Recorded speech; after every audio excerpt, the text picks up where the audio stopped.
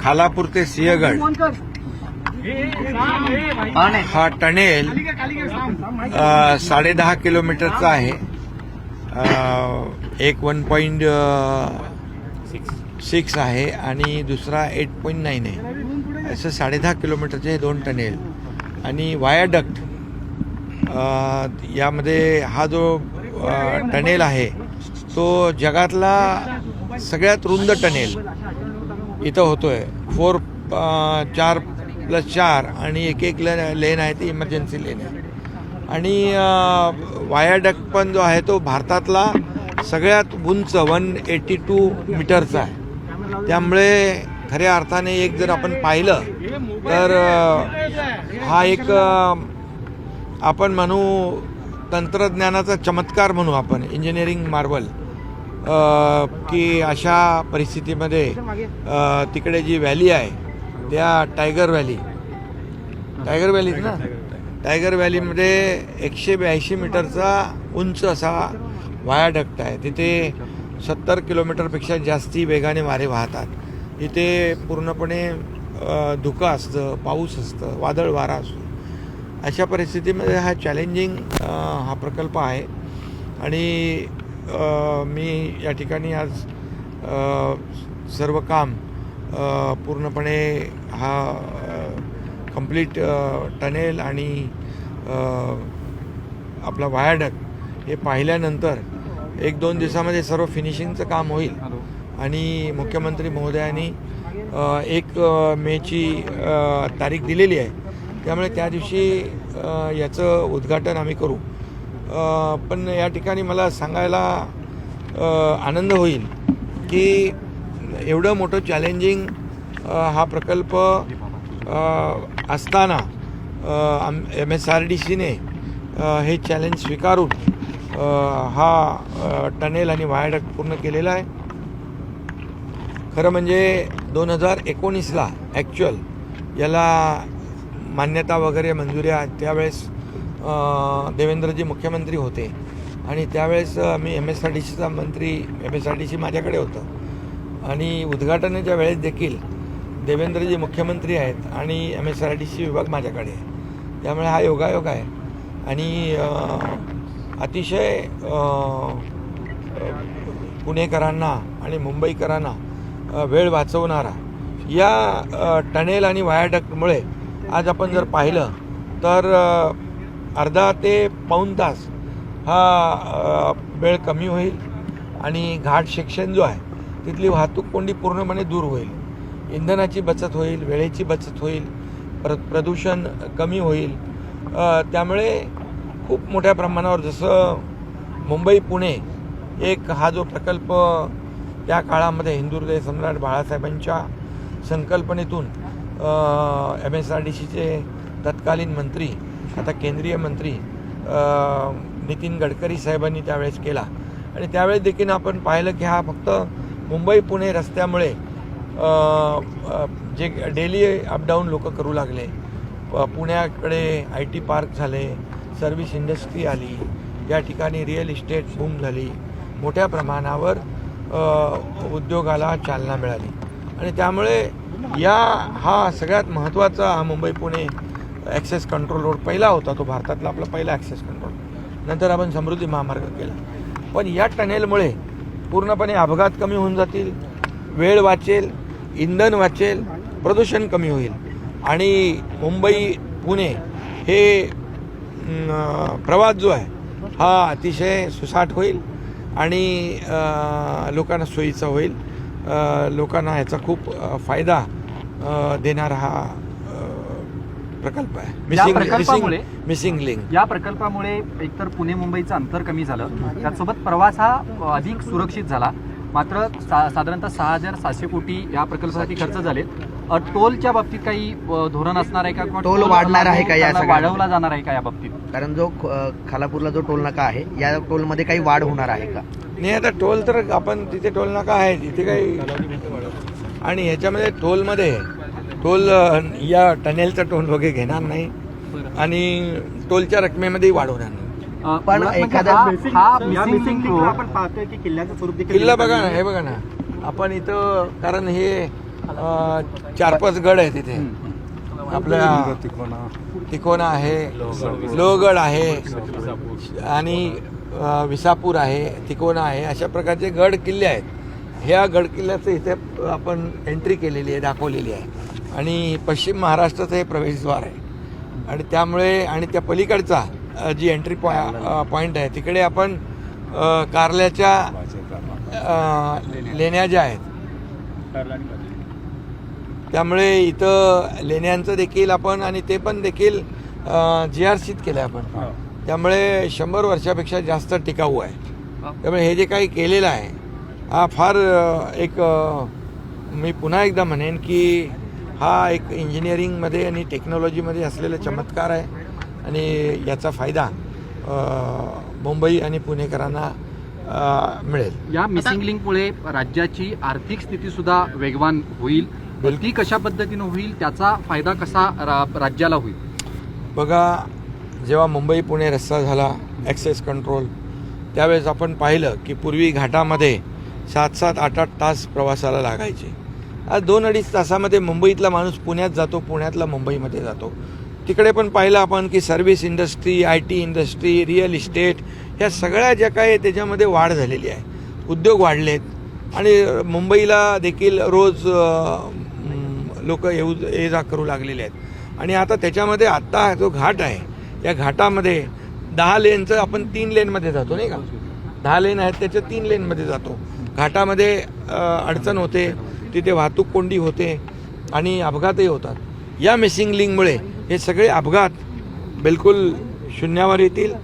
मी पुन्हा एकदा सांगतो, या मिसिंग लिंकमुळे अपघात बिलकुल होणार नाहीत, कारण घाट सेक्शन पूर्ण अवॉइड होईल, इंधन मध्ये बचत होईल, वेळेमध्ये बचत होईल आणि प्रदूषणामध्ये देखील प्रदूषण कमी होईल.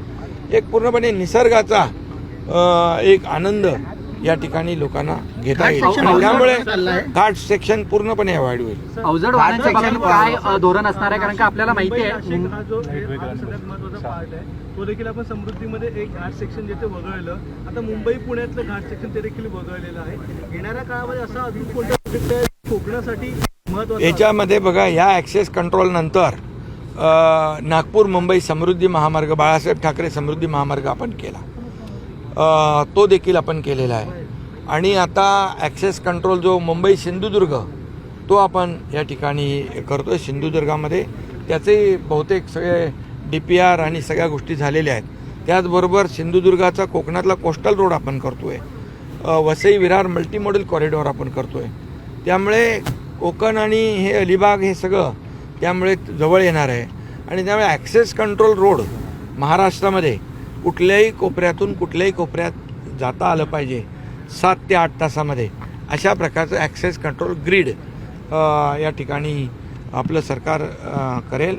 आणि त्यामुळे मोठ्या प्रमाणावर कनेक्टिव्हिटी महत्त्वाची आहे.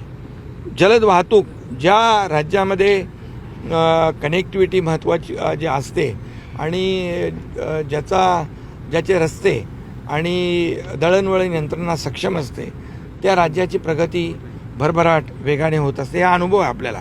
त्यामुळे अशा प्रकारचे रस्ते फक्त रस्ते नाही आहेत, पूर्णपणे इकॉनॉमी ला गेम चेंजर ठरणारी आहेत. आणि म्हणून अर्थव्यवस्थेला चालना देणारे अशा प्रकारचे प्रकल्प जे आहेत हे राज्याला आणि जनतेला फायदेशीर आहे. अवजड वाहनांच्या बाबतीत काय धोरण असणार आहे? कारण का शक्तीपीठ महामार्ग कुठपर्यंत आला, त्याचं काही जमीन अधिग्रहण त्याचं आता सुरू आहे, जिथे काही अलाइनमेंट आपण चेंज करतो आहे. आणि त्यामुळे शक्तीपीठाच्या माध्यमातून देखील शेवटी लोकांच्यासाठी आम्ही करतो आहे. त्यामुळे लोकांना विश्वासात घेऊन आम्ही करू, परंतु तो देखील महाराष्ट्राला वरदान ठरणार आहे, कारण तो देखील विदर्भातल्या, मराठवाड्यातल्या या सगळ्या जिल्ह्यांमधून तो जातो आहे.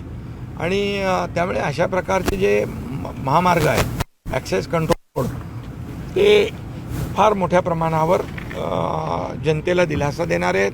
आणि हा मिसिंग लिंक 1 तारखेला मुख्यमंत्री महोदय आणि आम्ही सर्वजण हा जनतेसाठी खुला करू. आता जवळपास 99% कंप्लीट काम झालेलं आहे. हे आता छोटं मोठं काम 2-3 दिवसामध्ये कंप्लीट होऊन जाईल आणि पूर्णपणे वाहतुकीला अवजड वाहनाची यामध्ये सुरुवातीला आपण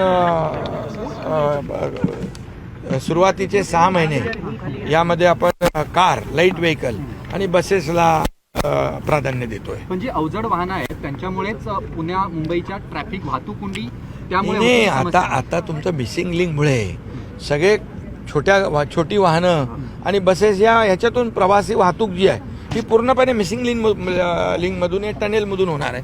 त्यामुळे नागरिकांचा बिलकुल त्रास जो आहे हा कम्प्लीट रद्द होणार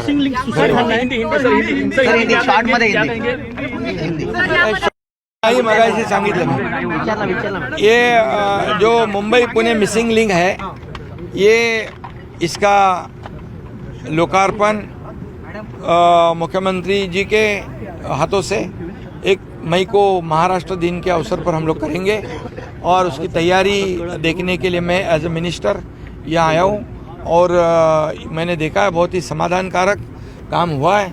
अभी काम अंतिम फेज में है, ख़त्म हो जाएगा 2-3 दिन में और 1 मई को इसका लोकार्पण होगा.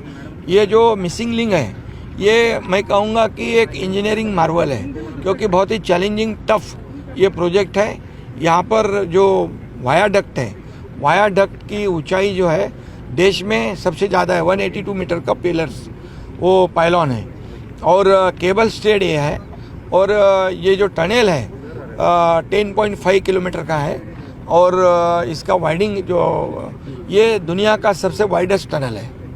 दुनिया का सबसे वाइडेस्ट टनल ये अभी बनाया है और भारत का सबसे ऊंचा ये वायाडक्ट है. इसीलिए मैं कहा कि एक टेक्नोलॉजी और इंजीनियरिंग का एक चमत्कार कहेंगे हम, क्योंकि ऐसे परिस्थिति में जहाँ वायाडक्ट है, ये टनल हुआ है, यहाँ जोर की बारिश होती है, हवा तेज़ चलती है या फॉगस रहता है और ऐसे परिस्थिति में इसको काम करना इतनी ऊंचाई पे ये आसान काम नहीं है. और ये जो काम पूरा हुआ है इससे मुंबई पुणे का ट्रैवल टाइम 30 से 45 मिनट कम हो जाएगा और घाट सेक्शन में जाने की ज़रूरत नहीं पड़ेगी.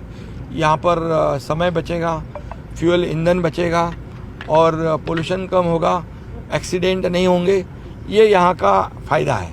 और मुंबई पुणे जैसे इस रोड के वजह से जैसे नितिन गडकरी जी मंत्री थे और उस टाइम बाला साहब ठाकरे जी ने कहा था कि ये जो ट्रैवल टाइम है उसको कम करने के लिए कुछ इसमें हमें एक्सेस कंट्रोल जैसा कुछ रास्ता करना चाहिए. और नितिन गडकरी जी ने जब भी ये मुंबई पुणे किया वो देश का पहला एक्सेस कंट्रोल रोड था और इसमें अभी इसके वजह से पुणे मुंबई का जो ट्रैवल टाइम है बहुत कम हो गया. 2-2.5 घंटे में डेली अप डाउन लोग करते हैं और ये मिसिंग लिंक के वजह से ये फ़ायदा होगा कि घाट सेक्शन अवॉइड हो जाएगा. घाट सेक्शन की वजह से एक्सीडेंट होता था, इसमें समय ज़्यादा जाता है, इसमें समय कम हो जाएगा और लोगों को बहुत ही आसानी से इसमें जाना आना यातायात हो जाएगी. बहुत ही ये अर्थव्यवस्था को आगे बढ़ाने के लिए ऐसे प्रकल्प जो है ये बहुत ही ज़रूरी है. और ऐसे प्रकल्प जैसे मुंबई पुणे है, ये मिसिंग लिंक है, ये नागपुर मुंबई बाला साहब ठाकरे समृद्धि महामार्ग है, ऐसे कई प्रोजेक्ट जो हम कर रहे हैं, हमारी सरकार कर रही है. ये इसके वजह से जो कनेक्टिविटी है वो आसान हो जाएगी.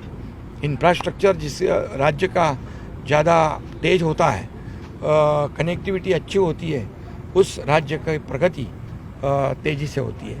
इसलिए ये बहुत ही मिसिंग लिंक बहुत ही महत्वपूर्ण प्रोजेक्ट है.